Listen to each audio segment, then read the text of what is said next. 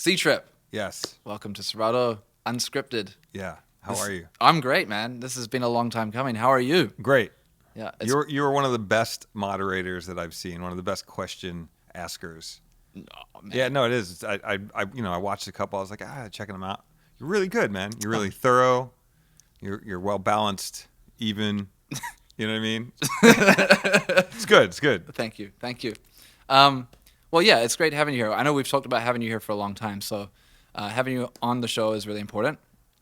We've had a long relationship, not just you and I, but Serato as well. Yeah. And I know we just did our 20th anniversary, which you were a big part of as well. Mm-hmm. But just quickly tell me, what was your first experience like with Serato? Well, I mean, let's see. First experience was really, I mean, if you want to take it even back, was Pitch in Time, right? As a plugin, I was familiar with the concept of what was going on prior to people diving into the DJ world. So to me, that was it was interesting when all of a sudden, here comes this product along the lines that's allows you to manipulate and sort of. At first, I was like, why would you want to do that? At the very first, it's like it does. We've got records, but then I was like, oh wait, I see the bigger picture. And then once it was implemented in actual DJ sets, and you started to see, and mess with it and put your hands on it, it was like, oh, this is game changer. Like this is revolutionary. So it was, from the start. I was also one of those people who was like, I remember messing with it and there was latency, and I was like, I ain't messing with this until I get the latency worked out. And once that was worked out, I was like, I have no reason to not mess with this. Like that was it. They nailed the thing that I was worried about, and and then it became progressive issues of like being at a club and having the USB dropout or your computer crash or whatever, hiccups that was all new frontier because it was such a brand new thing, and it was so out front that you'd have to have that and also have Creator Records with you. And there was moments where it was like both. I'm bringing this new prototype thing out into the universe, testing it out, and it's like shit, it crashed in front of everybody peak. So Yeah. It's like to be able to pull out a record and hard reset. There's a funny I have a funny story actually where that happened when I won America's Best DJ. And so, I got the gold mixer, was starting my first residency at the Palms in Vegas. Paul Oakenfold is basically handing it over to me. He's like, hey, here's our new guy, America's Best DJ. He's going to have a residency here. I was like, great. I get up there and I'm about maybe 4 or 5 records into it. And my computer crashes, just dies in mid-song. And I was like, thank God I just grabbed the mic, got on the mic, was like, hey, how y'all feeling? They're like, yeah. And as they're doing that, I'm like holding hard reset on the Mac, digging into my bag, pulling out my Jackson 5 Want You Back remix, turning it from digital to analog, lifting up left-handed, holding the hard hold down. You guys feel good? Great. Like eyeballing it, like hopefully I'm kind of nailing it, hitting play. And then I was like, all right, we're going to do this. And like started the Want You Back remix. And it felt like it was just something like I just stopped and was super hyped and was wanting to talk to the crowd and play the song. And so that's happening. But as I'm holding this down, back then it would take sometimes, 8 minutes for Serato to load. It would just take forever because it was just loading. And I had a whole bunch of crates and big iTunes library, so there's all those issues. But the problem was I only had one vinyl record with me because that didn't really happen that often, but clearly the night that I'm in front of everybody. So the band is shrinking down to like the very tail end of the song, and I'm like, what am I going to do? So I just pulled the volume down. I was like, you guys feeling good? They're like, yeah. And I picked up the needle and just arbitrarily dropped it like closer to the top and just pulled it back up, and it bought another 4 minutes, and it's like, cool. So that thing finally loaded, and I was able to load the same song on Serato, mix out of it, and grab the control vinyl, go back to digital, and keep it moving, and put the vinyl away. And I remember like just being like, holy shit, I got to get through this. All eyes are on me. But I remember also looking back, and like my squad and a couple of people were back there like, what the fuck what's going on? It was like you had to sort of know how to navigate through issues like that. But I remember that happening like right when the spotlight was on me, and it's like, we're introducing him to this thing. It's the best DJ in the world. Fuck. So Serato's been great, but there have been obviously so many hiccups along the way and moments where you just want to pull your hair out. But like anything, like any new technology, if you ride that sort of wave, eventually you find calmer waters. But like there were some moments where I was, I know. Yeah, I know. I called you like, I remember one time I loaded something. It was like I hit something. I called you. I was like, oh my God, dude, my whole shit's broken. How do I fix this? And we're like, I got to go on in 20 minutes. And we're like, try this. Okay, reload that. Save that. Copy, paste that. I was like, We but got it. nailed it. We got it. Figure it out. You just touched on something, though, that's really interesting. And it's from a scene in the movie Scratch where you were talking about. It just reminded me because you said I had to bring the needle back. Yeah. There's no cue points on actual vinyl records. No. So you can't No.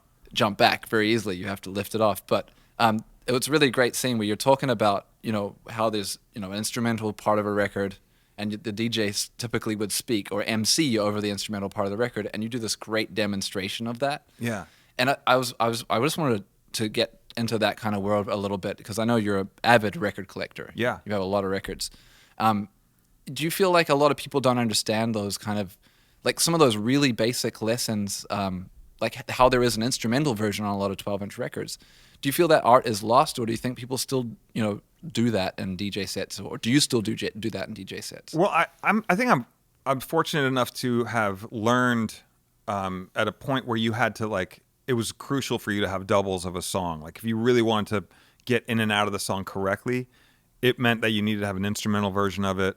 Ideally an a cappella version of it, the vocal version, depending on if you're doing a radio version, you needed all the tools, and the 12-inch was that. But if you only had one, it proved to be a little bit more difficult because you'd want to transition between instrumental, vocal, a cappella, or sort of bounce around. So knowing how to do that with records, when I was able to transition to Serato, it made it way easier because now you could, all the files are there, and or that moment on a track where there was like a 4-bar or an 8-bar sort of open spot, and maybe that's the only part of the instrumental you could have. It made it really difficult to continue that thing going. You had to be really fast with your next record or whatever. Now in Serato, I could just hit loop, and that thing is like coasting, and so it allowed me a little more breathing room to pace a set. So there's moments in vinyl sets where it was so frantic because the break's going to end and you just have no way around it. It's do or die. You have to nail it. And sometimes you wouldn't nail it, and sometimes you just have to figure out how to navigate around that. But I think learning those things early on was crucial to allow me to transition into Serato really easily. And I think it's interesting now because you don't necessarily need an instrumental. You don't need some of these things. You can even create your own instrumentals or create your own tools, your own acapellas and things now. The technology is way more advanced where you have a little more ability to really navigate, or you make your own edits. I mean, there's the door really was wide open. But I'm grateful that I learned how to beat match on two records with two records that both had live drummers on them, learning how to sort of speed up and learn a record and get into it, sort of feel it versus paying attention to a grid in front of you. Those kinds of things, I don't think people are really sort of doing, but they don't necessarily have to. I just always felt that it gave me a little bit more of an edge when I transitioned to digital because I had these sort of when the digital wouldn't work or something, you could always sort of rely on the skills you learned in the analog world to help sort of compensate. So if you have a beat that transitions or something that doesn't fit on the grid, or you run into some sort of hiccup, or somebody bumps the table or some sort of thing that would offset your performance, you knew kind of how to bounce around that, It's actually really funny you mentioned that. When I first was introduced to you was in Azerbaijan for the 3-style finals. Yeah. And I'll actually never forget, there was a thing that you did with Dead Prez Hip Hop. And you played the song, and then you needed to transition from 77 beats per minute to, I guess, 90s. And what you did is you've actually flipped I remember that. On 45. Yeah. And it put it up to a 95 BPM. Yeah. Thing. It was... Well, so that was a thing. I used to do that with drum and bass records, and the opposite. A drum and bass record would be on 45, and it'd be cooking it double time or whatever. But if you put it on 33 and pitched it all the way up, you get 128 out of it, and you get these sort of breakbeaty things. So you could sort of if you're in a drum and bass set and it really wasn't working, you're like, how do I get out of this? I could just turn the power off, and then it slows down. Then you hit it at 33, and you hit sort of start again, and then you just sort of pitch it up, and it'd be this manual sort of into this sort of pocket, and it's these sliding into different tempos. It was the same thing with Dead Prez, where I think it was I had to put it on 45 to make it go faster, right? So Yep. it was at 77, This is real. We're doing the real DJ nerd shit. If you've tuned in, this is real. Anyway, so I turned the power off to slow the platter down, so then I could manually wind it up a little Right. bit, and then hit 45 and powered and start again. So it sort of caught where I knew it was. It took a couple times to really finesse it to get it right, but yeah, that was. I love doing shit like that. Yeah. You know, just different things. Utilize the technology and use it in different ways. You know. Yeah, I mean, I was like, holy shit! Like I It's saw. what awesome was that you happening. caught that. Yeah. Some people it goes over their heads. Like if you've done it right, nobody notices. Right. Right. And then Totally. it's Yeah. usually the case with most things. Like any little nuances. I was talking to A Skills about this. It's like the little nuance that we really strive for in the song or the the remix or the thing that we just pine over, like trying to get that thing exactly right. And people wouldn't know that we're like, trying to make some sort of wordplay thing, and it takes like 3 hours to do this little thing that really 6 of us are like, that's cool, man, and like nobody else gives a shit. And, Yeah, but that's important, right? but if that's the thing, if it's not pointed out, you mission accomplished, right? So, and I think I just come from that school of like trying my hardest to make all those little bits feel like they're just natural. You know what I mean? That actually leads me to one of the questions I really wanted to ask you, and it kind of stems from. I mean, I think you've spoken about it on panels and often at places like Three Star and other conversations we've had at Jeff's place and things like that, where you have really gone out of your way at all your shows to kind of do something special. Yeah. That you just want to talk about that, because I know that like every time I've seen you, it almost feels like it's a different set every time. Yeah, I mean, some parts are the same. There's bits that you keep because they work, or fans want to see you do that mix. I've become, done a couple mixes that were really famous, or I've recorded and people want to hear that. It's almost like your song. It's almost like going to see Guns N' Roses and, we want to hear Sweet Child of Mine. Well, okay, there you go. But I might be on a blues kick. I'm going to play all this blues stuff or drum and bass thing, whatever the hell vibe. But I will say, like, the thing that I think early on kind of happened around the Uneasy Listening days, in the like sort of late 90s, early 2000s. I got to a point where I was enjoying DJing. Like it was a job. I was getting paid off of it. It was all I was doing. But I realized that I was playing at some of these clubs where all they really wanted was the hot tunes of the day, and they didn't what I could bring to it, or what I could add to it, or my skill set that I felt was way cooler than just playing those songs was not really being appreciated and or just overlooked in general. And I would go and I'd play these things and I'd get paid, but I'd leave there feeling like I didn't really get a chance to express myself. That was the first sort of realization of like, I'm doing what I want to do, but I'm not doing what I want to do, doing what I want to do, if that makes sense. Yeah, right? I think that's really... And it's funny because I see a lot of people today even struggling with that. Like, Exactly. they're getting paid, they are DJing, they're not bagging groceries somewhere, so that's cool, but they might not be doing it exactly the way they want to be. And how do you get sort of past that stage? And for me, it was kind of a sort of a fuck you moment. Like I gotta do this. And so I sort of pulled a ripcord, did these mashups, and was sort of going down that road just because that was kind of what I was doing at the cooler events that I was playing at. And I found out, from people responding, some people really hated it. And there was a moment where I was like kind of, boxing myself out of the scene. But there was moments where people would come up to me and be like, yo, that thing you played, that, Pink Floyd thing, I might do 3 hours and I might sprinkle that Pink Floyd thing in, and those people would come and be like, that Pink Floyd thing is amazing. It's like, I played for 3 hours and that was the one thing that you caught on to. So I was like, well, it might not be for everybody, but there is a group of people who appreciate it. So how do I tap into that?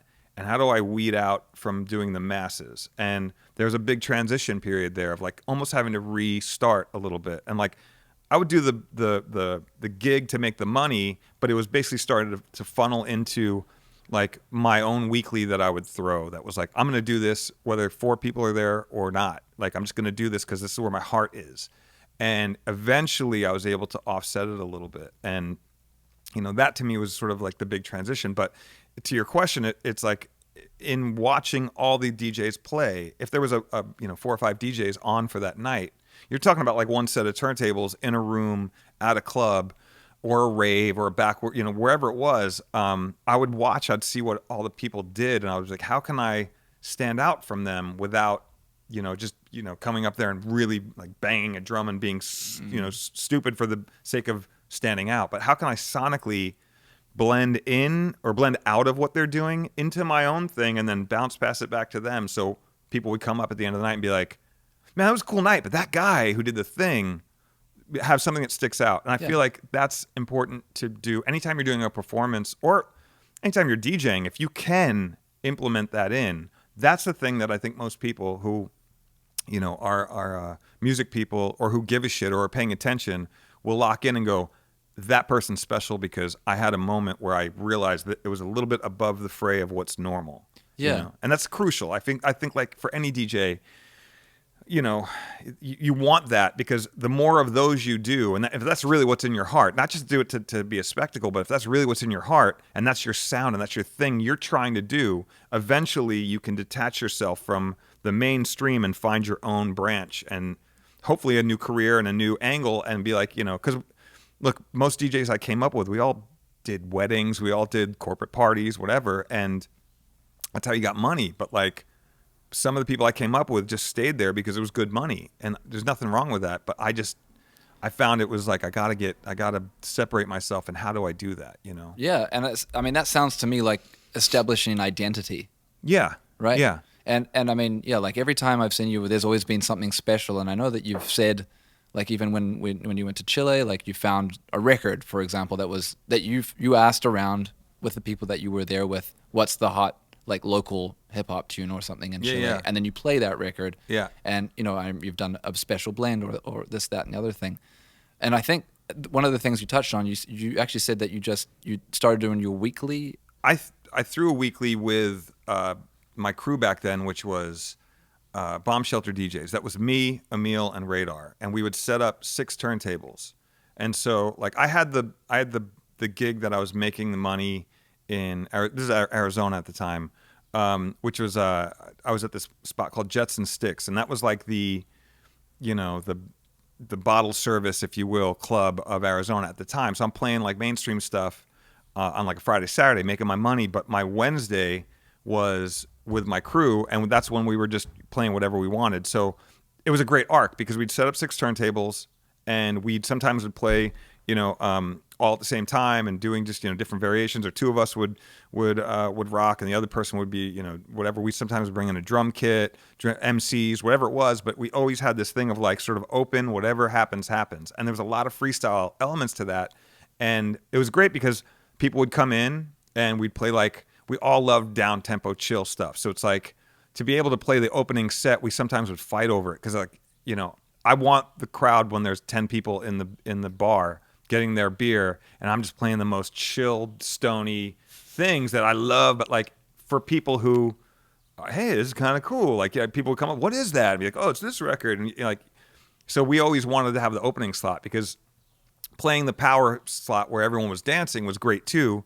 But there's something about playing, you know, chill, down-tempo, you know, trip-hop at the time, or whatever you would call it. And so we love that stuff. But you got to see the arc of the night. And by the next couple hours or two, you know, people would come in, start dancing a little bit. Then the B-boys would show up. We'd have a B-boy circle, and it's like we'd have these things. And, you know, I had Shadow play there at one point. You know what I mean? A couple other people, Cut Chemist, Newmark, some of those guys would come out and play. But we were always doing this underground thing because it was our release, and we didn't give a shit if, again, 4 people showed up or 4,000 people showed up. But the thing is, it became such a weekly thing that we developed our own sound and our own style, and that, you know, the chipping away at it allowed me and us, but, you know, definitely me within the group, it allowed me to not have to worry about, you know, the money gig so much as I'm, you know, maybe not getting paid the same amount, but I am getting paid, and this is going somewhere. So it allowed me to turn down other shit to focus in on the thing that I wanted, the fire I wanted to feed.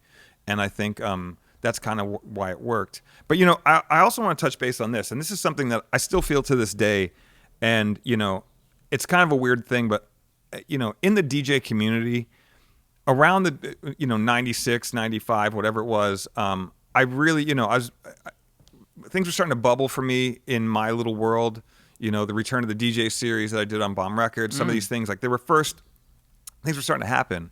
But I remember I did a song, Rockstar, and it was all rock records on the DJ compilation on the Return of the DJ. And like all the other songs were all like scratch routines, kind of 4-tracked or whatever, or routines that people would did, and they recorded them, and that was it. But I was like, since there's going to be all these hip hop based ones, I'm gonna do a rock one because I grew up on rock records too, and so I did that, and it made a whole bunch of noise for me, but it also sort of separated me from everybody, maybe not necessarily in a good way, you know, because at the time, like, I wanted to be included in the hip hop community. I am a hip hop head, so, but I also loved rock, but it also sort of pushed me out. So I've always kind of had this weird sort of black sheep thing that's always attached to what I am, because I don't necessarily fit into a box, you know, in a good way, I feel. But for most people who need to quantify, you know, I would always struggle with that. Like, anytime I would go through like security with my records or whatever, someone would be like, "Oh, you're a DJ? What radio do you DJ?" I don't really DJ at a radio station. "Oh, so you do weddings?" "No, I don't really do weddings either." You know, "What do you do?" "Festivals, clubs." "Oh, cool. What kind of music do you play?" And you're like, I can't answer that in the, you know, 2 seconds it's going to take for me to package up all my stuff and catch my flight. And so, you know, I play a little bit, you know, it's hip hop bass, but it's really, you know, a little bit of rock and some, you know, so I mix acapellas. It's like, I can't fucking explain that to somebody who doesn't know. So I've always had a problem with being this thing that I can't really describe, or you can't, you know, you can't put it into a category so much. Even when mashups, that wasn't even a term we really said. It was, we were just blending records. It was just more selection and how you selected. But I've struggled with that. You know, when people come up to me, here was my easy way out, was to look at them and go, you know, when they get to that point of like, "Well, what do you play?" And I just sort of like, because I'm like, I've got 3 seconds to answer this and my flight's taking off. I'm like, I look at them and go, "I play the best music you've ever heard in your life." I'm out. You know, it's like, I'm gone. And it's like, leave them going, "Oh shit." Drop the mic. Yeah. Drop the metal detector's wand. But, you know, but it's always been an issue for me, because it also, you know, it's allowed me to have a huge stance as far as genres I can dip into, and I love them all. It's not like I was doing it to be, you know, for spectacle's sake. It's that I really do love house music. I really do love drum and bass and funk and rock and, you know, spoken word shit and whatever. I mean, I love music, right? So when we would do these weeklies, I was constantly trying to bring in other records, you know, and push the boundaries. And we also would play these sort of tricks on each other, which was also amazing, because it helped us. But like, I would bring in these prog rock records that would be like these 15-minute long like jam sessions where the drums would change up time signatures and shit. And we'd always do this thing of like, "Okay, I'm gonna leave you with a record and you got to mix out of my record." And so there would be these things where, like, you know, Emil might drop on me like this, you know, weird time signature of some electro Richie Houghton track that I'm like, I can't find the one. You know, it's like, you know what I mean? So but it forced you to learn how to transition. Right. And, you know, for us, the common goal was dead air was the enemy. Like, you can't stop the party. You can't stop the continuation of the vibe. And so, again, having 6 turntables, that was kind of the deal. But what's crazy to me is, you know, we've also now evolved into a situation where, you know, the ongoing vibe of the night has been superseded by the, you know, the lack of a better term, the celebrity, if you will, of who is playing, the time slot, the genre, the thing, you know, next to this person. So while that's cool, I like diversity all day. The thing that I struggle with is nobody covets that transition, right, as much as we did. And I almost would look forward to that, because, again, I would get there maybe to wherever party I would do. I'd get there a little early, studying what they didn't do, so I knew what was kind of still on the table. And then also simultaneously going, well, how the fuck am I going to mix out of that? What records do I have that's going to allow the crowd to still vibe, but I'm going to slowly steer them somewhere else, as opposed to that person stopping, going, "Cool, thanks, I'm done." Yeah. Dead air. Next person, "Hey guys, how you feeling?" And it's like, you get these segments of bricks of performances, and that's where we're at. You know what I mean? It's not like I can wave a magic wand and change that, but I really love the days of being in one party centrally located downtown, wherever, and one set of turntables, and, you know, you'd bring your records and we'd all have our crates set up, and, "Okay, man, here, I'm 2 more, cool, I'm gonna leave you this, cool." And seeing how the other person sort of Harry Houdini'd their way into their sets, and also, you know, transitioning to the next person. There's an art in that, and that, to me, you know, being thrown the curveball of what the fuck do you do with that, we're not really doing that. And also, by the way, there are times where I might not even know or even like what that person's doing, but the way they left me and the way I got into it or whatever, I found an appreciation for that. You know what I mean? Mm-hmm. And it made me go, oh, you know what? Maybe I fuck with that a little bit more. I might, have a conversation with them afterwards and be like, that song you left me with, what the fuck was that? Or, dialogue. Now, Two Worlds, usually house guys or whatever, I'd have these conversations with them and it would be intense and start picking each other's brains. But because our worlds, musically touched for a minute, they were forced to.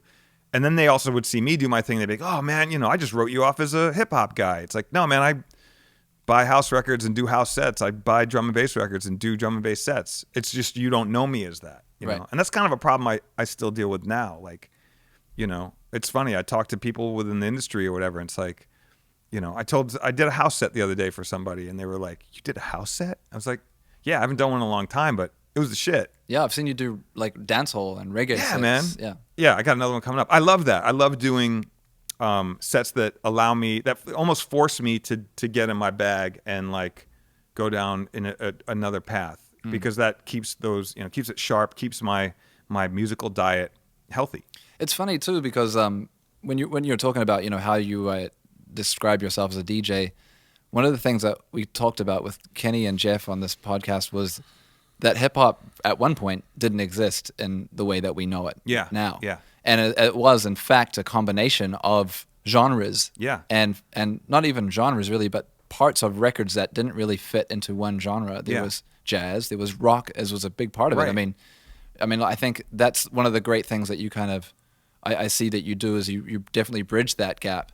You've a lot of rap artists, like even from Run DMC, their whole King of Rock, the rock rap group, and then Rage Against the Machine, which obviously you've done things with, and Public Enemy. There's samples of rock records. Even Wu-Tang have electric guitars and stuff in their samples, and it's not necessarily so cut and dry. I think that was one of the really interesting things to hear from someone like Jeff and these guys. It's like we just play music, we just play good music. Yeah. And it doesn't really matter where it comes from. That was the blueprint. I mean, that's where I jumped on. I got on board when you could hear a James Brown thing next to a Kraftwerk thing, next to a Billy Squier thing, next to Heart, next to Curtis Blow, then Run DMC, whatever, Cold Crush, like, and Cold Crush not only emulating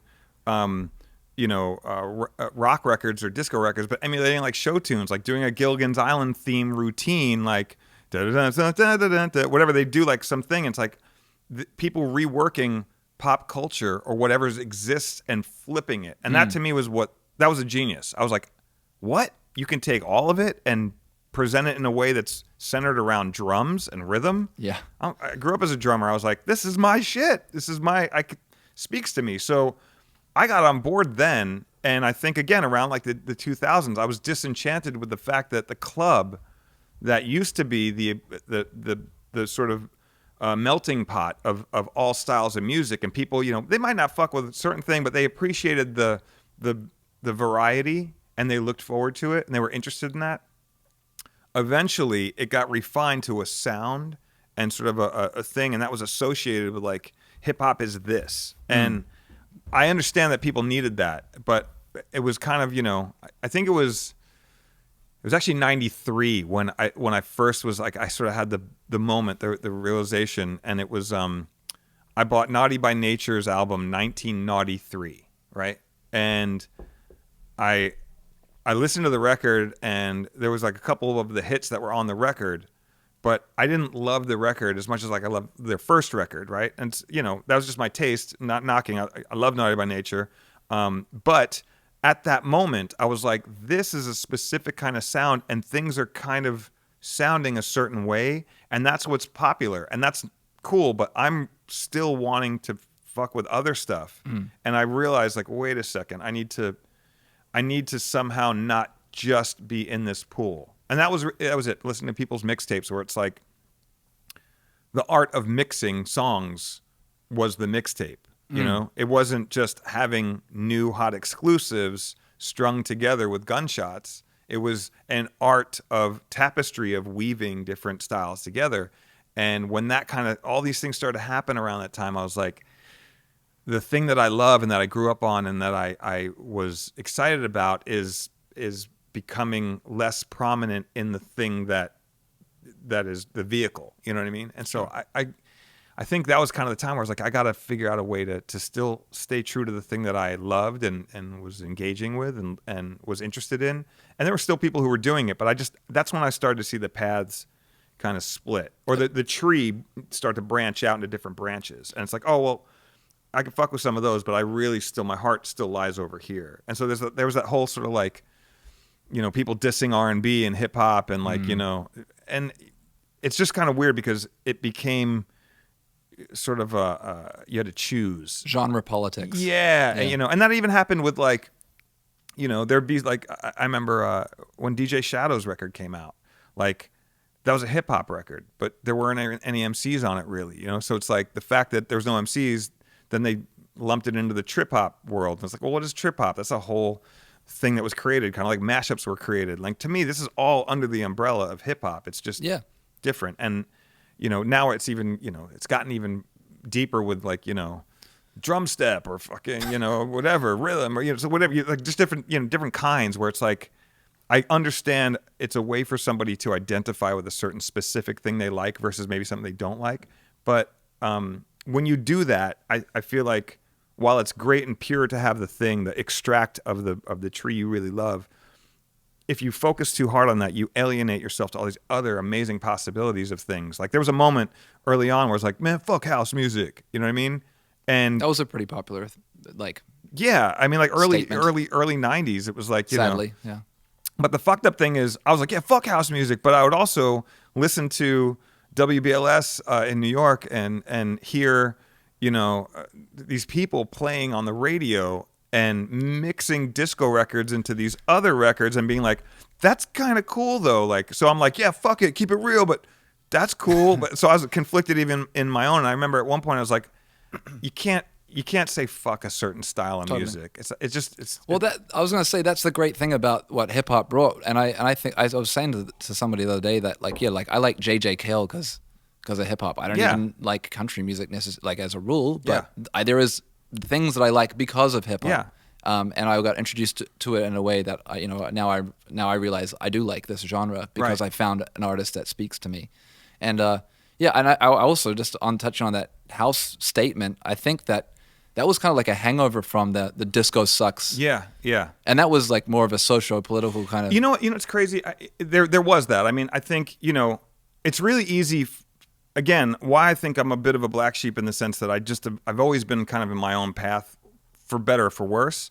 But it's so easy to fall into the masses of, you know, the sort of the dialogue of the day. You know what I mean? Oh, fuck that. Yeah, man, fuck that. You know what I mean? Whatever it is. Like, I remember there was a moment where dubstep was really starting to pop and people didn't identify with like, fuck dubstep. It's like, just this whole thing of it, because it's unknown to you, you shit on it. You know what I mean? And I think that's, you know, I understand where that comes from, but I just don't really subscribe to it. You know? And I think that mentality has kind of fucked us up a little bit because people, you know, this jump from genre to genre. It's like, oh, B-More's the shit. I'm a B-More DJ. And then it's no, you know, now what are you? I'm a, you know, fucking this DJ. It's like you keep, as opposed to just being open to it all. You know, I'll even go a step further. And this is something that it's kind of, I have just a different perspective on this, but like the concept of no requests. Like, I get the frustration of having somebody put the phone in your face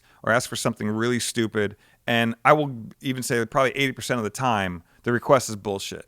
But I've had times where I was cooking, things were going good, and somebody came up and asked for something, and I was like, that's fucking genius. Why didn't I think of that? Holy shit. And I play it, and it fucking kills. I'm like, fuck, that's awesome.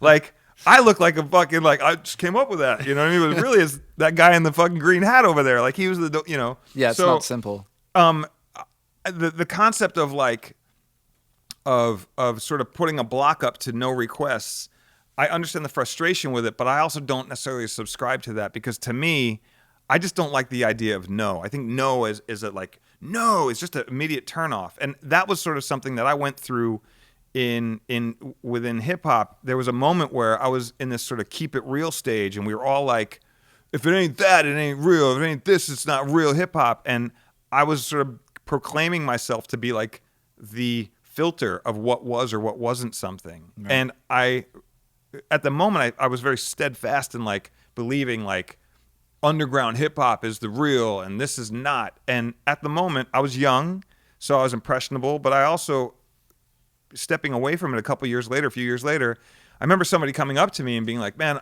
I really loved your mixes and I really enjoyed going to see you play, but I really didn't like your vibe when it came to not incorporating other things. Like you had this, you kind of put me off to like, no, if it ain't this, it ain't this. And I was like, oh shit, I didn't realize like my passion for this music that I really wanted to keep pure to what it was and what I liked. I was so passionate about it that I was alienating other people from even getting into it. It's like anything, like politics, any kind of thing where you're like, fuck them, we're better, or fuck that, we're good over here. It's like you automatically just put up a physical barrier between bringing people in, which is what you kind of want to do. I want to expose you to this music. I want you to appreciate it like I appreciate it.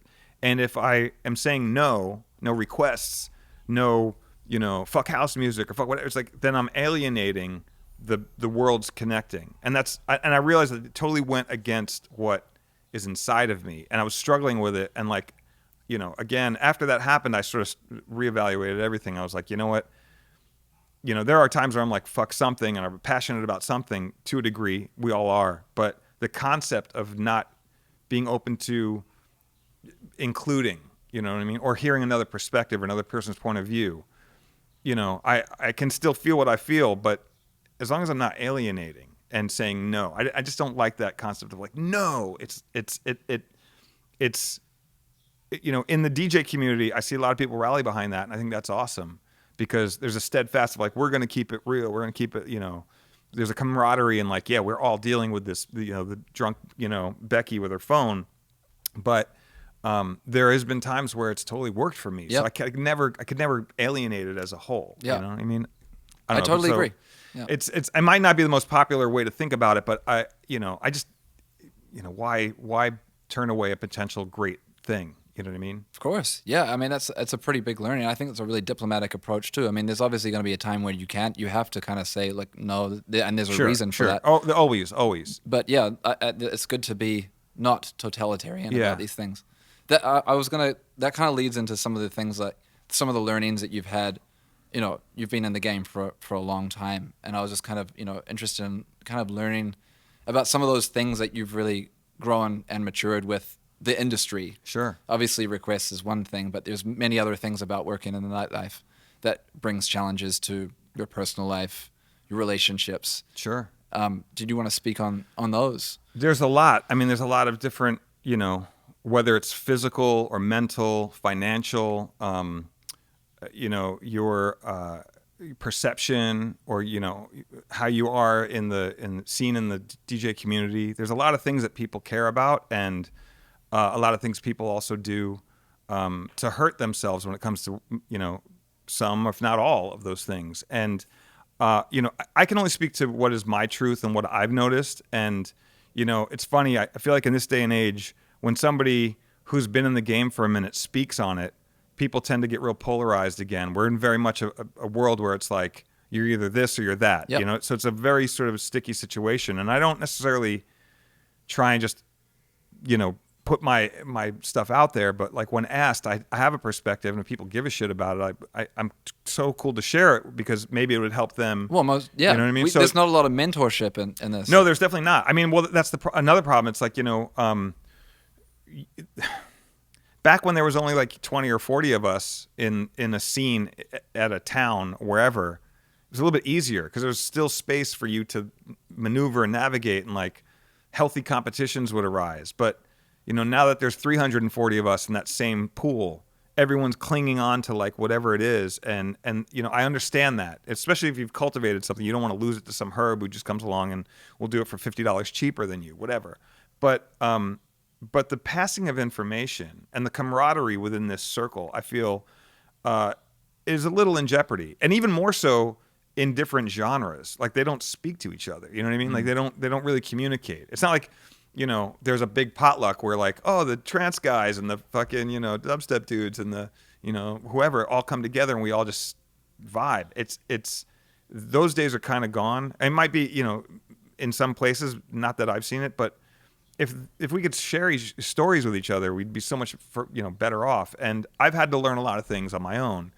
So to your question, let's take health. Being a healthy DJ, just being out and being able to do this. I've been doing this 30 years ish, more or less. I don't know. I mean, at some point, I kind of just know I'm going to do this forever, so I just sort of clocked out, stopped logging it. But from the early days to now, I've gotten to see certain things and how they affect me over the years that I would love. I can't wait to pass on to young people because I wish I had it when I was coming up. The only guys I had were like, some disco DJs or people who were there kind of, a couple hip hop guys before me. And I studied them, read books on it. Last Night a DJ Saved My Life. Read that book, front to back. Yeah. Highlighted shit, researched records. I'm always sort of was a student as much as I could be. But one of the things that I'll give you an example. Health on the road. When I first got my sort of breakout moment, nobody ever told me about riders, and having like a hospitality rider and having it filled. Like, oh, hey, you're coming to DJ our club. Well, what do you need when you're not on stage or when you are on stage? What gets you loose? What gets you in the zone? And this has been going on for years. Like, people will provide for people who are watching who don't know, like the promoter or the club owner or whoever would provide you with stuff that, if you're hungry and you've been on the road, I can eat before I play because I might have not had time from the airport to the whatever, or, here's some drinks to loosen me up. And there was no like handbook that said, well, this is kind of what you're going to encounter. So one day I remember, this sort of happened around the time I was opening for Linkin Park. And that was like, I started working with them and opening for them and connecting with them before their first album really blew up. And it was sort of right on the cusp of it cracking off. And so we went from playing like, 300, 500 person venues to stadiums in like a couple months, right? Wow. And all of a sudden, I'm rolling into a stadium. They've got, 13 semis and, 8 tour buses, and I'm on one of them, and we'd roll in. And I remember, my manager going, well, what do you want, what's going to make you feel comfortable? There's some cashews, some beer, some rum, whatever. It's like, whatever you want. It's endless, it's anything you want. So I had this big spread, and I went to my first show, and I was like, oh shit, a full bottle of rum. I'm like, this is awesome. I poured a couple, whatever. I was like, screwed the cap on, and I was like, I'm taking this back to the bus. Fuck yeah. I got a full bottle of rum. It's a party. Yeah. Put it back in the bus. Next day, I show up. There's a whole new spread, new bottle of rum. Like, oh fuck, I got 2 bottles of rum. This is shit. Fucking stockpiling my bunk, and I'm new. I don't know this. Third, fourth, it's always replenished. So this thing is always there, and it by habit, I just became habitual to want to go to that bottle because it was always there, and it was cool to drink and party and chicks and backstage or whatever. So this became a thing that was revolving around my world that I didn't even know crept in. And nobody really taught me how to deal with it. So it's like I went through, just battling the readiness, the readily available, drinks, which is, I still drink, and I'm not saying don't drink, but the fact that nobody told me that this is always going to be there. And by the way, if you want more, we can even up it. Oh, you want some Coke? You want some fucking this? You want, what gets you in the zone? Yeah, I'll find somebody, weed this, whatever. And as an artist, as a DJ, you kind of get this other treatment that other people don't get, and it's always there and it's always on.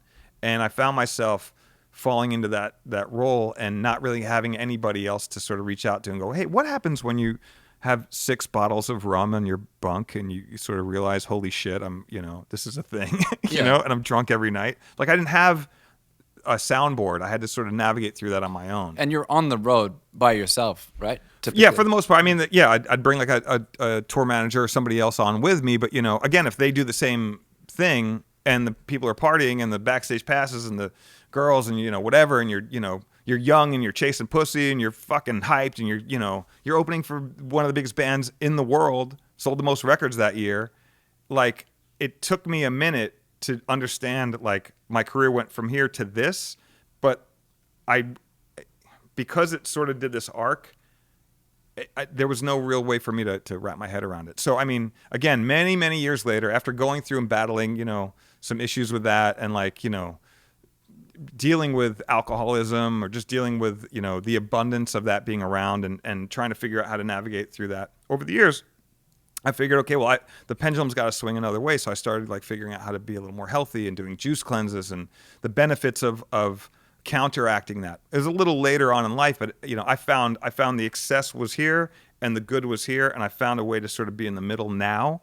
And over the last, 10 some odd years, but it just took me longer to get there because there was no, there wasn't a sort of something in place, and nor would I can't really speak on it because I never went, but nor did I think an AA would have a specific kind of DJ community. You know what I mean? Yeah. We were all still like coming up at that time. DJing was starting to really sort of bubble. So those kinds of things, it's like I like sharing that with people, but I also I want people, anyone who's watching this or anyone, whether you pass this link to somebody else, whatever it is, just to know that there are other people in the community going through that, because I felt I was alone. I didn't have any point of reference, but other people have been going through that and are still going through that. And look at Avicii, we were talking about, is a good example of like excess. AM was a good example of that. You know what I mean? Here's a guy who was on top of the world but had these demons he was wrestling with, and like you wouldn't know on the surface, because the surface is the gig. You're doing the gig, you're getting your money. Friends will know, but also there wasn't really an infrastructure set up. Well, and that kind of really isn't really now, really. I mean, people are a little more open to talk about it, I would like to think, but I think so, yeah. I mean, on Twitter, like, I know that you said there's no real, like, people don't get together and chat about these things a lot, but Twitter, I find, is like one of these places where I had definitely get involved in these conversations, and people share kind of like advice and experiences that, I think a lot of us can relate to, and it's like the sounding board for these things. But even to your point, like Avicii, I mean, it seems like, he had his tour manager, and his tour manager was depending on him, right? To get more money, right? So whatever they need to do to kind of keep him at a level where he's just functional, until he falls apart, and then, I mean, that's the craziest thing, is there's no investment in. There isn't, and the thing, I'll say this: the thing that I realized. Again, later in the game, but I realized, and I've sort of followed with this since I kind of came to the realization, the power of no is so crucial.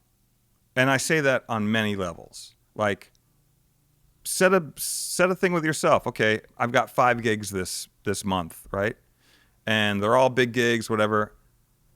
I'll drink 2 out of those 5 gigs. Right? That's my balance. So I'm going to say no to those other ones.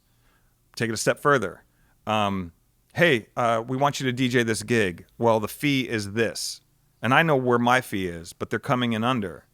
And rather than try and negotiate and like find the thing, it's like, no, I'm not going to do it. Why? It'd be a great look. It'd be great to do it. In fact, I'd love to do your thing, but this is where I'm at. And if this doesn't get met, then I can't really fuck with it. And that's my no.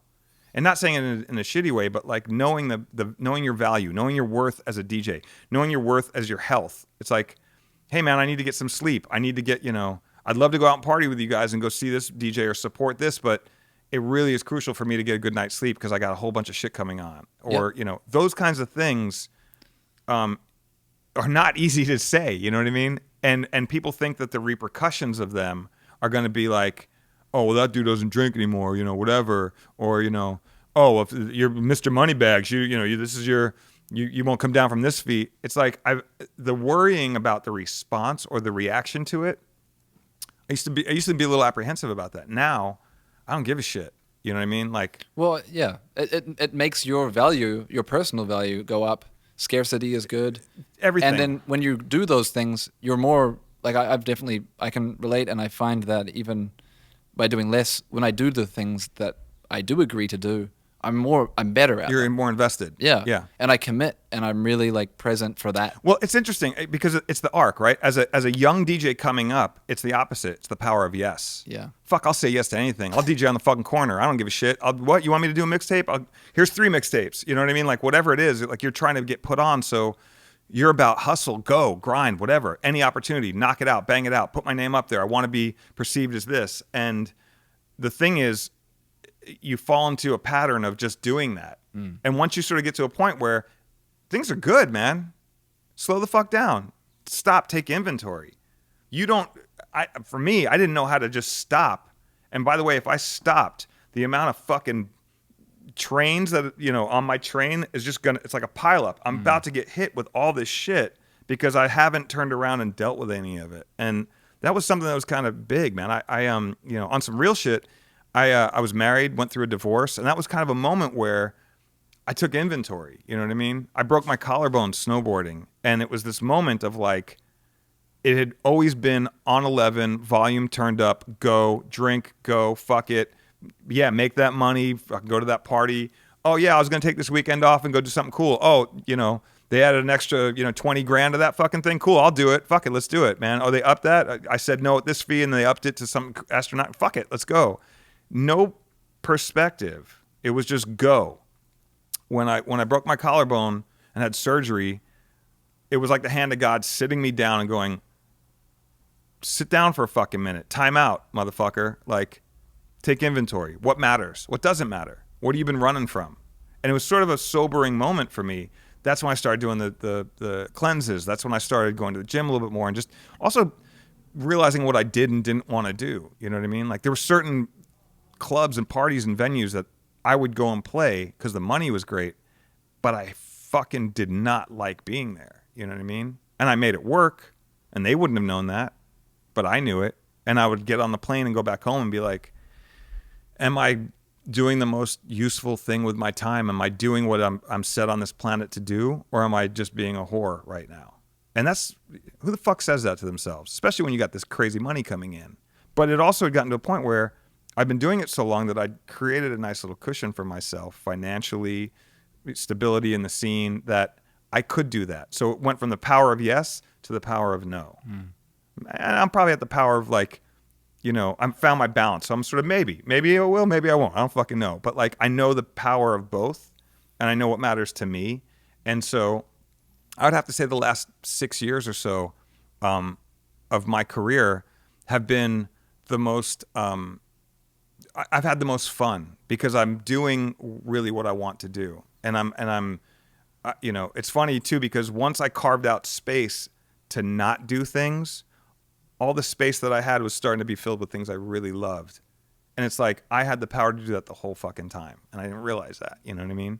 Because I was in this pattern. And it's funny because it goes back to some of the things like on Twitter and things like that. Like, I'll see these conversations that people are having, or this dialogue or pros and cons of, nightclub, DJing, or, routines versus this, or, and it's just kind of interesting to see the perspectives, it's like, and it's also kind of hard to chime in because, there's a level of wisdom I have that I could totally I could give you a pearl of wisdom here, but at the same time, if it's unsolicited, that's me going back to my old days of being like, keep it real. You know what I mean? It's like, I don't want to turn you off. Like, if someone asks, I'll talk about it all day, but I'm not, I'm also like, you have to find things on your own too. Of course. So yeah. Sorry, that was long-winded as fuck. I think that's really important though. And also it kind of goes into the other question I wanted to ask is like how, when going through those experiences, how has that kind of affected your creativity, and longevity as a DJ? Because I feel like those things are kind of intertwined, right? Yeah. Well, I mean, let's take the most basic thing of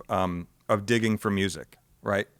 When I was doing gigs that I didn't really enjoy as much as I do now, or doing more of gigs that I didn't like. It's funny. Like, doing a bottle service club is kind of fun for me now because it's not something that I was locked into for a few years steadily doing. I somehow found myself locked into this because it was lucrative and whatever. But now I'll do it. It's kind of like having fast food or having the moderation of, I'm going to have this deep fried, shitty for me, but it tastes so amazing, so fun, and I'll have fun with it. But then I'm going to go over here and have this really nutritious meal doing this thing. So I have the ability to cheat and go down and do the bottle service thing and just get completely submerged in whatever the current thing is of that, whatever the variation of that is, whatever the hot tune is at the time, completely like, oh, this came out fucking 10 minutes ago, check it out, whatever the fuck. Fun, but to live there isn't awesome. So you can't eat fast food every day. You can't. Yeah. So but again, there was these moments where I found myself digging for whatever the hot tune was of the day, and realizing, okay, this works, but I don't I'll never play this again. And so there was these moments of like realizing, oh shit. So it's funny. I did this recently, just on a whim. I was running out of space on my computer, and I was like, man, I got to clean some shit out. And I went through and I typed in like Pitbull. He's fucking on everybody. He's on every fucking song, and there was a moment where he was on everything. Dale. And then I'd have like, yeah, everything. Fucking everybody. You name it, he was on it. And I have nothing against Pitbull. I think he's sort of like on a complete side note, I think it's genius, his hustle and everything. Yep. He became what he has become. He also loves DJing, like his globalization radio show. He's a big DJ fan. And also Miami and the Latin thing. Like, there's so much levels of things that I do appreciate about him. But there's also plenty of songs that I just don't really care for. Yeah. And at the time, having, the Pitbull version of whatever, so I just went through and I deleted, out of 150 songs that had Pitbull on them, I kept like maybe 8, and those are the only 8 ones I really care about, that I like, or have something that I routine or a bit or cool. And the rest of them I just chucked. And I did that with like so many other people and so many other artists that I was like, why is this taking up space? And then now I'm feeding my computer with all these things that I really do enjoy. And again, it's a metaphor for me carving out space to be playing venues where I'm playing these things I really enjoy, and people are coming to see me do what I do and be me.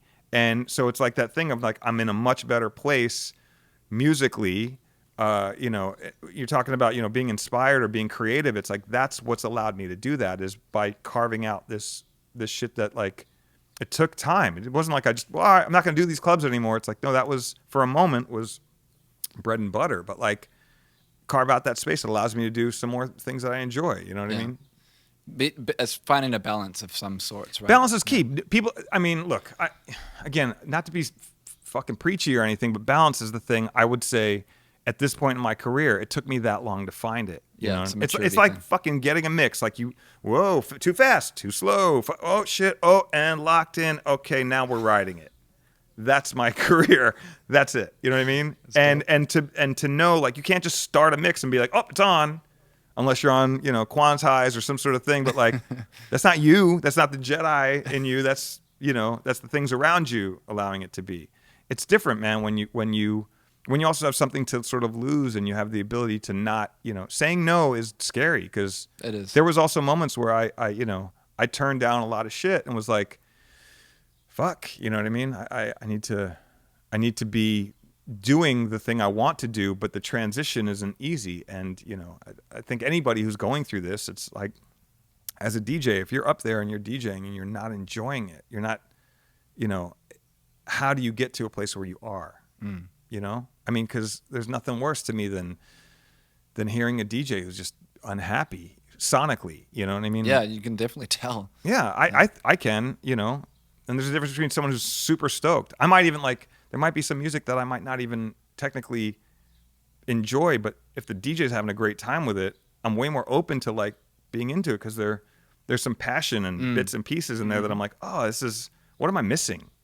But when someone's just like, fucking, bleh, it's, or it's like, there's all these really grumpy dudes that are DJs, and but that can be said about anything. A grumpy fucking. But that's why you got to say no, right? So when you're at your best, right? I mean, for me, again, these are things that work for me. Yeah. I don't know how it works for other people, but I found the path, and it's worked for me, and I'm stoked. And I will also say this: I'm incredibly grateful for all the people who have been on the journey with me. People have supported me, because that's the other thing too. Like, it's just gotten to a point where I really just give a fuck about that more than I give a fuck about impressing anybody. And I think if you can lock into your crew or your squad or your people that enjoy what you do, that's really where you need to be. There was a moment where I was trying to sort of like be a little bit of everything to everybody, and I realized that's also not really who I am. So, why fuck around? Like, just lock into your people and give them what they want, and hopefully more people come on. Be open to new and new breath of fresh air, new blood coming into your circle, and not no. Being open to it, and your shit's it's just going to overflow. People are going to be stoked, and if it's from a genuine place, that's, to me, is how I like it to be. There's a couple of things I wanted to run through kind of quickly, but just kind of like highlights that I think are worth talking about. Sure. And one of them's kind of twofold. So you're mentioned in a Frank Ocean song, Novocaine, Yeah. famously. Yeah. So I really want to know what like that experience was like for you, and was there any was there any dialogue with Frank about that? Met her at Coachella. I went to see Jigga. She went to see Z-Trip. Perfect. No, in fact, it was funny. A friend of mine, when that came out, like around the week it came out or something, a friend of mine was like, "Dude, you got name checked in this Frank Ocean song." I'm like, "I don't know what that means." Like, I didn't know who he was or anything, and sent me a link to this tape, a mixtape, and I downloaded it, and I was like, "This guy's fucking dope." And then the song, I was like, "What? He name checking me?" I was like, "That's surreal, right?" It was like, "This is really fucking bizarre." And then that thing blew up incredibly, and I was like, "Holy shit!" It's like, it was one of those moments, where it's like you weren't really looking for it, and then it shows up, and you're like, "Oh shit, that's kind of cool, man." That's like a little sort of immortalized moment in a turning point in someone's career. And I remember the year that we closed out the Grammys. Me, LL, Chuck D, Tom Morello, and Travis Barker. We closed out the Grammys one year, and that year was also the same year that Frank Ocean performed on the Grammys. And I remember at one point, he was like maybe 6 seats up from me, and they were doing a commercial break, and I saw him. I walked up to him. I was like, "Yo, dude, it's Z-Trip." I was just like, "Thanks for the shout out." He's like, "Oh, hey, man, cool." And we just like, for a moment, and then I was like, "Hey, seats, everyone." And I was like, "Okay." And we all just sat down. And it was like, it's the only time I ever got a chance to really rap to him, but it was just kind of like, "Yo, man, thanks. That was solid." Like, didn't see it coming, appreciate it. And it was dope, man. It's a kind of a big deal, man. It is. And now, he's headlining, right? Oh man, Coachella. that's right. And you played Coachella. Yeah, full circle moments. How about that? So cool. Yeah, I did Coachella 4 times. 4 times. Yeah. Shoot. Yeah. And also, I Yeah. remember you played. I saw your DJ City mix. I came to when you performed, and you actually played one of the. It was a really odd song choice, I thought, but it was a total ballsy move. You played the solo, which is the Andre 3000 verse off Blonde. Oh yeah, yeah. That's like, fuck, man. I mean, come on. Andre 3000's just genius, and that verse is deep. It's just wild. That's a wild verse. If you don't know it, you should. When you're done with this, new tab, search, whatever, find that shit. That's incredible. That's an incredible verse. You know what I mean? Yeah. Yeah. But Frank Ocean's dope, man. And actually, around the time that came out, I started doing a little more recon on him and found a whole bunch of stuff he had worked on prior to that. And so I've had all these things that you could find at the time. I don't even know if you could find them now. Maybe you can. I'm assuming they're probably out there. But yeah, I started doing a lot of recon on him because I was like, I want to be able to play him in my sets and stuff. And incredible, prolific, artist, and just to be a little piece of that is kind of dope, man. Super dope. Shout out to Frank Ocean, man. Definitely. Yeah, and Coachella too. I mean, yeah, same. Same. Coachella's huge. Golden Voice, what's up?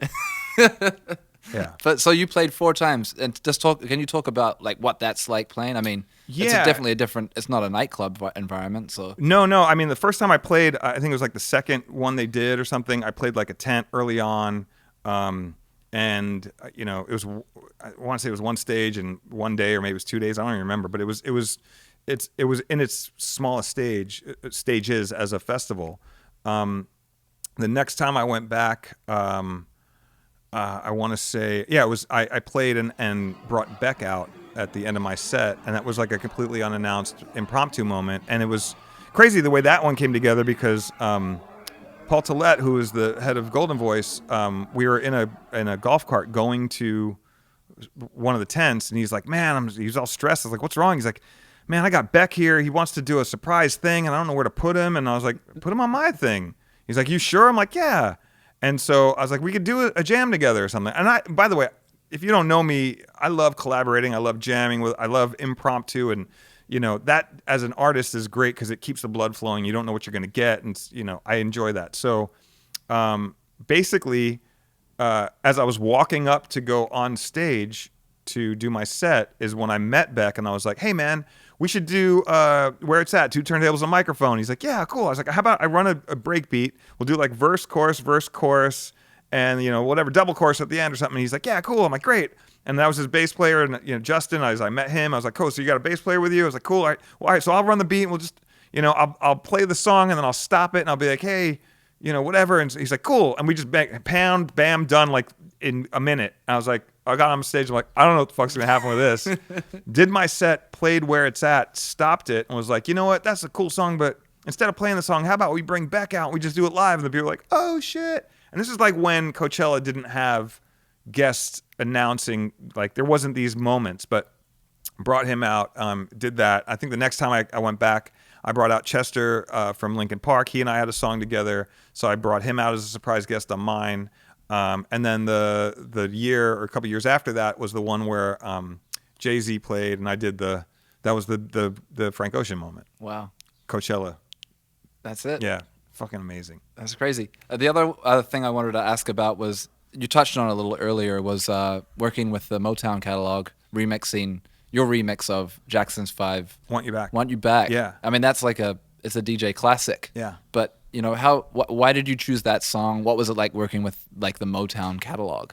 It's like a sacred kind of. Yeah, I mean, that was, look, I was, Harry Weingar was the guy who was heading that up at the time, and he reached out, and I think there were a couple tracks that had already been spoken for, but that one was open. I was like, let me mess with that. They sent me the multis, and that was one of those.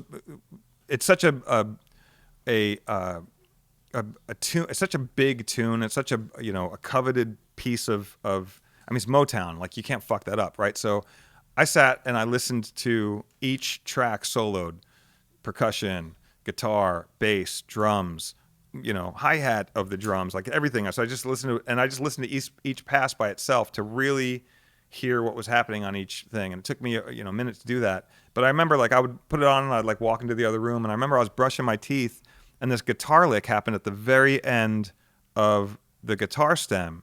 And it was just a little turnaround moment. I was like, whoa! And I just dropped my shit, ran back in. I was like, isolated that, looped it up. I was like, fuck, that's awesome. And so I put that at the top and built my whole remix around that. And that became, and then I put it out there. And I really also tried to stay very true to the essence of what that song is, but adding some punch to it and making it some sort of, I was inspired by Kenny Dope's version of It's Great to Be Here, which they released a couple years earlier. It was like a Japan-only remix, and he pumped up the drums. I was like, I got to do that because that's the shit. And so I was able to do it, and it came out, and people really loved it. I also did a Motown Megamix that they couldn't release, but it was we serviced it as a promo 12-inch. It was like a 9-minute mix of Motown songs that I did, kind of like a mixtape, and it was received really well, man. It was that's actually still the only vinyl copy I keep next to my Serato records in the crate, just in case I run into the same problem again. It's probably chewed up as fuck though. I should probably like swap that out for a mint copy. It's been around the world, that thing. That's dope. Yeah, man. And then I think it's safe to say that working with LL Cool J must be a huge highlight for you, dude. Like that. Look, man, that also changed me as an artist. First off, it's LL. You know what I mean? Like I grew up listening to him. Been a fan of his. You're both from Queens. Both from Queens. There's a lot of connections there. A lot of history. In me watching his arc. From the jump, from early Def Jam records, and when we connected, the moment we got on stage. And actually, even the moment before that, when we rehearsed for the very first time, I'd asked him to do another surprise guest thing for me at South by Southwest, and he agreed. And when we started rehearsing, the chemistry was just like amazing. You know what I mean? And it's one of those things where we both were like, we should do this more. And it's really good because it allows me being my own front man in my own career has been awesome, but I really also enjoy being able to play the back role and have somebody up front. And who better than to back, who better to back than LL Cool J? You know what I mean? The GOAT. Like hands down, this guy, and by the way, so that's just our chemistry working together. And we've been able to roll that into, doing stuff for Rock the Bells Radio, which is channel 43 on Sirius XM. If you're unaware, but great, great shows. Thanks. It's. I mean, by the way, a lot of that goes. You have to credit him because LL is very hands-on with it, which is really why I think it's again, it sort of speaks to our dynamic. He's front, I'm in the back. I'm able to sort of whip up the things I need to do to make it be, what it needs to be from my, the things I'm touching. But yeah, man. I mean, so I was gonna say, like, on top of just our chemistry and the synergy that we have and the things that we've created and how awesome that is, the Grammys, me doing the Kennedy Center Honors segment for him, with Busta Rhymes and MC Lyte and Black Thought and DMC, like, and that coming together, sort of, being able to do all these great things is awesome. But outside of that, he's a fucking really cool dude. Like, he's a really good person, and the amount of game I've just soaked up just by proxy, just by being in the same room, has really helped shape me and put things that I value into perspective. And it's, I love that dude. He's like a brother. I feel like, we have this connection that is great, but it's dope because I get to just DJ and get into that zone and create and produce and that. And when we did New Year's, we did Times Square New Year's Eve. Oh, that's right. Yeah. Incredible. Like, you know what I mean? Like, that was just incredible. And the lead up to it and all the stuff that we did on the back, working on things and working the set out and everything. He has such an attention to detail that I do, that it's just, I have so much respect for his arc, his career, his path. What he's done has been amazing. And it's awesome to work with that dude, because he's really good people. He's good team, good crew. And I feel like we're just also getting started. I feel like every time I feel like we've hit a monumental thing, we all of a sudden break another wall and another ceiling, and it's just, it's kind of dope too, to be honest, that it's all, based around classic hip hop, which is exactly the thing, that the diet I grew up on. So it's not like this is some, some bullshit. It's like, this is in my veins, and I know it, and I speak it, and it is my truth, and it is his too. And so, I mean, sinking that energy into the station, you get that. You turn on the station, you hear it. It's there. It's not like, somebody phoning it in. It's very real. Well, man, I mean, I saw you. Thank you again just for getting me to come to the show that you guys did at the Staples Center. Yeah. I think it was BET Awards a couple years back. That was single-handedly one of the best hip-hop shows I ever saw. And it's like what you guys achieve as, DJ and MC, which is the holy, combo of what, DJing and is really. DJing and rapping is. It's that relationship. It was impressive on so many levels, because dude's got so many hits. Yeah. He's a great MC performer. Mm-hmm. Like, he has stamina. He does the whole show. Yeah. He goes back. You keep hitting him with hits, and then you keep, as a DJ, it's all working. It's one of the best. Well, shows. that's what I'm saying. It's a very pure experience. It's exactly how it should be. And that's the thing to me, that I covet that, because that means the world to me. Like, I don't, it's just me and him up there. There's no hype man. It's That's just true. us. We might have some dancers or some things pop off, but the core of what's going on is we're doing it, and we're doing it live on a tightrope. There's no I'm running all the tracks live. I'm scratching. We're doing rockin' doubles. He's calling audibles. There's these James Brown moments that happen where it's like, I would just wish people could know what was going on, because it's fucking intense. But like, I'm bred for that as a DJ. I'm in my zone. I have all my tools around me to do whatever we need to go at a drop of a hat. And, there's been moments where it's like, oh, Fat Joe's over here. I'll bring him out. Oh, yeah, run all the way up. Oh, shit, all right, boom, that's on. And now we're there. Oh, shit, okay, cool, fuck it. Like, the same way it would be in a club, you know what I mean? Same way it would be in any environment that I grew up in, audibles. Oh, this so-and-so's here. He wants to battle so-and-so. Fuck, it's on. Let's go. You know what I mean? Like, the B-boy in me, it's all there. And and it is with him too. And to be able to be a part of that has been amazing, because we've just done some really, really crazy shit. And it's I got to say, it's watered my plant. You know what I mean? My hip hop plant was thirsty for the essence. You know what I mean? In these days, it's harder to get that. You know what I mean? It's hard to find. Like, there's certain artists that have still been doing it, and certain places you can go to get that essence. But working with him, I get a direct dose right in the arm, 1000% right into my bloodstream, and it's like, I come off stage sometimes with him, and it's just, I can't really describe it. It takes me a few hours to sort of wind down in the hotel just on some the b-boy music. Like, all right, where are we going next? Let's go. Let's ready. Hype. You know what I mean? Yeah. And for hip hop to still do that to me, like I feel like I'm 16 is, all thanks to that cat, man. Awesome. Big up LL. Well, I think that leads nicely into this other question I really want to ask you, and that is, you've obviously played festivals like Coachella. If you could make your own lineup, Oh, wow. who would be on the Z Trip concert? It's tough, man. We've only got like 15 Yeah, minutes. yeah. I don't. To be honest, man. I mean, I would have to really I can't just answer that. That's like, what's your favorite 3 records? It's like, oh, I got to go back and I'll get back to you in about 3 days. I can't just do that. I mean, but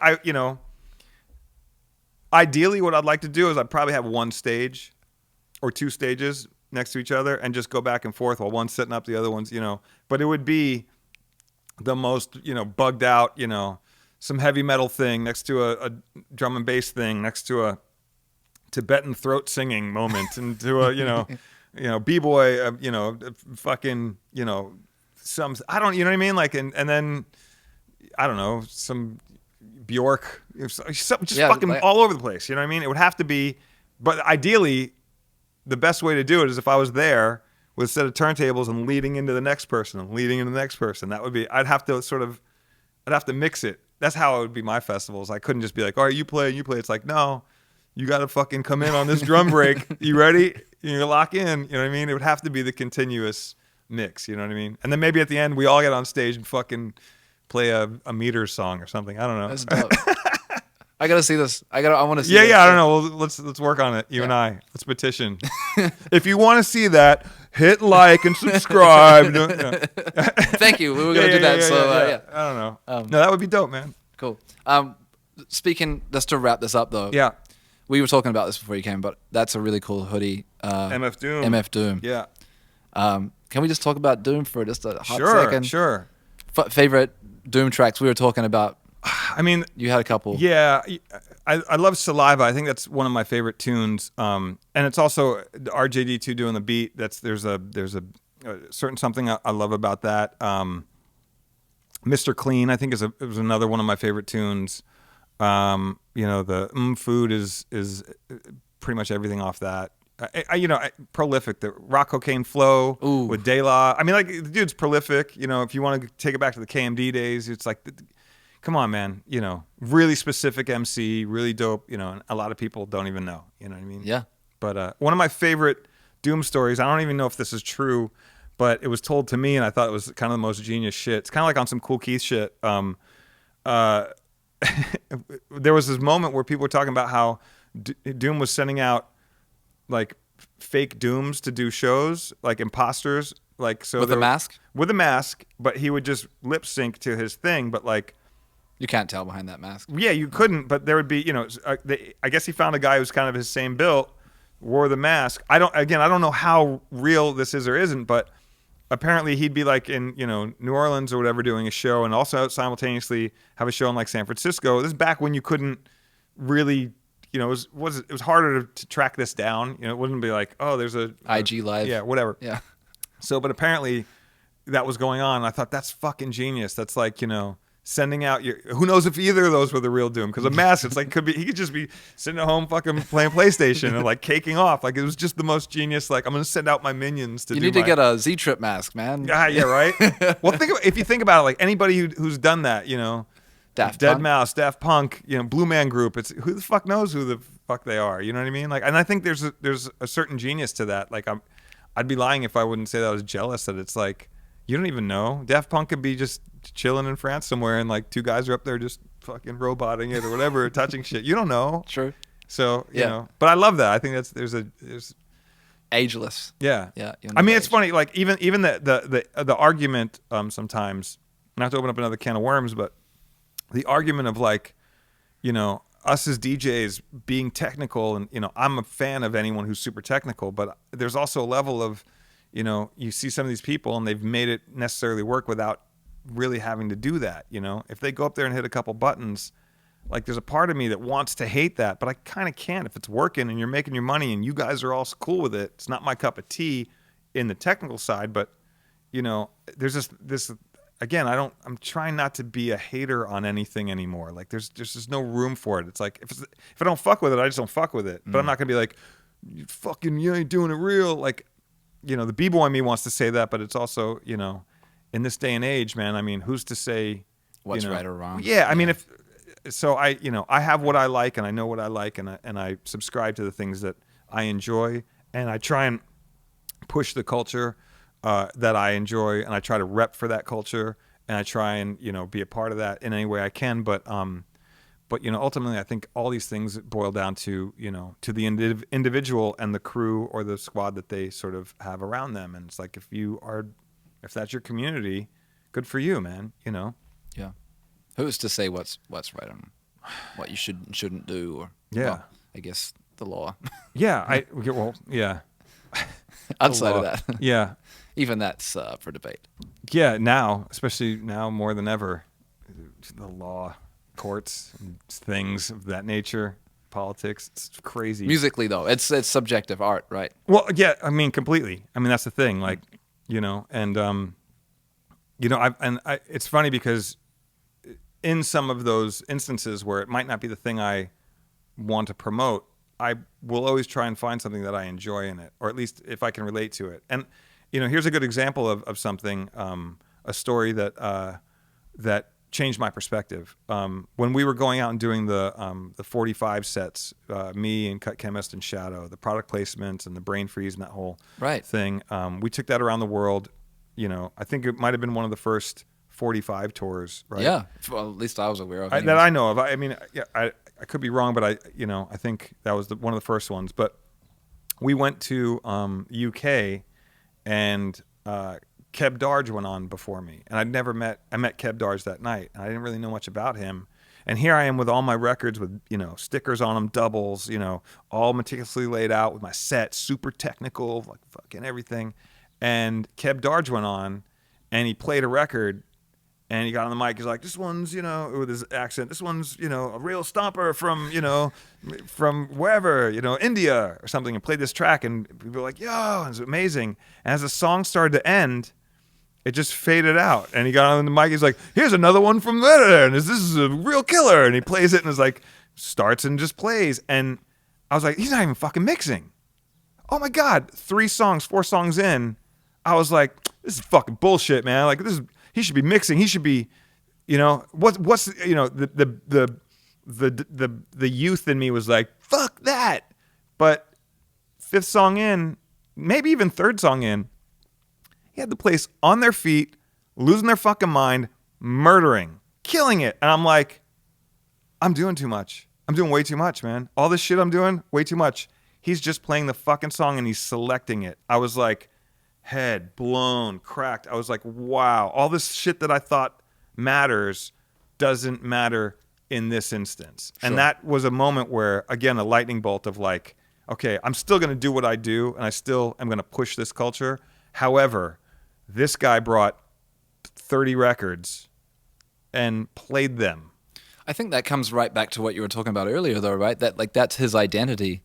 And it wasn't that yours wasn't right. It was that's your identity, and people want to see that from you, and you kind of created that for yourself. But that's his thing. Yeah, exactly. And you're like you said, neither are wrong or right. It's just that's working for him. Yeah. But I mean that whole thing of like when you get into your own lane and you're feeling yourself and you're really all about pushing this culture. You know what I mean? Like there might be battle DJs who are like, well, I only fucking do battle shit, and they're just like, oh well, cool. And there's like reggae guys, I only do the reggae thing. It's like, okay, cool. But like to be able to appreciate and take something away from every genre of music and every DJ has made me a better DJ. And I would hope that everybody out there do the same thing, because, you know, you may not fuck with that, but it may teach you something. Like just because you're a master of what you do doesn't mean you're a master, you know, in the big scheme. And to me, I'm always curious about it. You know, I'm always curious to see some young cats flip it, you know. I love when technology becomes easier because I get to see some shit that makes it easier for me. Will I just sit up there and hit records? Not my thing. I have to, you know, by default. But, you know, when I did the house set, a couple months ago, different approach, different, I forgot how fun it was to have like 3 hours of, and you're only playing, 60 records. You know what I mean? Like that's fucking fun. Like the journey and the holding these 60 bar beats together and mixing and dipping things out. And it's like, I have time to like smoke a cigarette up there, or fucking, check my whatever. It's like, as a battle DJ, you don't have time for anything. You're like bang, bang, bang, bang, bang. And it would sound bad if you tried to do that with us. Yeah. And so respecting the to song. understand that, same thing with doing a reggae set, like the idea of rocking a rhythm for 4 records or whatever. Like all these things have made me become a better DJ, and I'm grateful that I love the culture of DJing so much that it allows me to absorb all that. I think it's crucial to become a master of all styles. You know what I mean? Like that's the ultimate goal. Don't just become a master of your style. You know what I mean? Become a master of all styles. So that way you can be the most versatile and cover the most ground and extract what you like from each style and funnel it into your thing so you're a little more well-rounded. And you can also adapt to whatever you're at. Like reading a crowd and understanding like this thing is what they want. And I thought they wanted this, and so I prepared for this, but they really want this. Fuck. Okay, I got to change my direction, and in order to get them to where I want them to be, I've got to really massage them a little bit more to get them over here. But to do that, I can't just hammer them with this thing. I've got to change the path now. It's all happening in real time. So I'm going to give them a little bit, win them over, and then go over here. And it's sort of a master of the martial arts, the feng shui of like doing this to go to there. That's crucial. I think as an artist, if you want to have longevity and want to be able to thrive in any environment, you would want that tool, and I just knew that early on. And I love all different styles of music so much that I still collect and still try to do a drum and bass set here or a funk thing here or whatever, you know what I mean? It just keeps me excited about it, Final question. Yes. What does the power of music mean to you? You're kind of talking about, having this conversation and controlling, crowds by giving them this and that. Yeah, freedom, I think is what the power of music means to me. It's the ability to have freedom. It's given me freedom to live on this planet and to share music with other people and have these other people be into my perspective and into my skill set.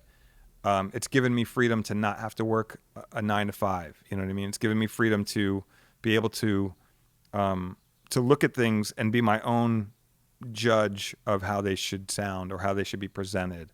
And, it's given me the ability to do that, music has. And very, in a balance of the yin yang to that is, crowds and fans and friends and people who've supported my path in conjunction with the music. Those two things have allowed me the freedom to do